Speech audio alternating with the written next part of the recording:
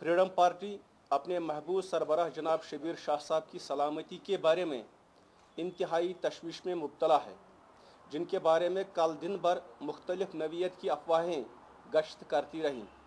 बदकिस्मती की बात यह है कि जनाब शबीर शाह साहब के बारे में हुकाम मुसलसल मुजरिमाना खामोशी बरकरार रखे हुए हैं, जिसकी वजह से दिल्ली में उनके वकील को भी पूरी सूरत हाल बकौल उनके गड़बड़ नज़र आ रही है। बहरहाल हमें अल्लाह ताला पर भरपूर एतमाद है कि वो ज़रूर जनाब शबीर शाह साहब की हिफाजत फरमाएंगे। हम यहाँ हुकूमत के उस हालिया बयान की भी मजम्मत करना चाहते हैं जिसमें बताया गया था कि जनाब शबीर शाह साहब की सरकारी सिक्योरिटी वापस ले ली गई है।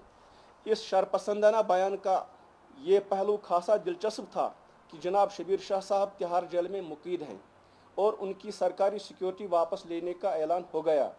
ये अमर काबिल तवज्जो है। जनाब शबीर शाह साहब को कभी भी सरकारी सिक्योरिटी हासिल नहीं रही है और ना आइंदा इसकी ज़रूरत पड़ेगी।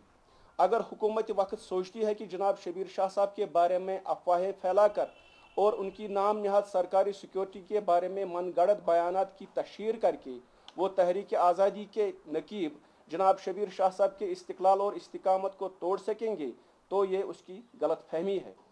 इसके अलावा फ्रीडम पार्टी वादी कश्मीर में मौजूदा सूरत हाल को लेकर तशवीश का इजहार करती है, जिसको हुकाम की मुजरिमाना खामोशी मजीद बढ़ा देती है।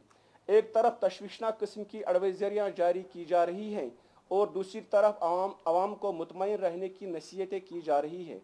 ऐसा लग रहा है कि कश्मीर में एमरजेंसी नाफिज करने की तैयारियां हो रही हैं और इससे कबल सैकड़ों को सलाखों के पीछे धकेलने का सिलसिला शुरू किया गया है।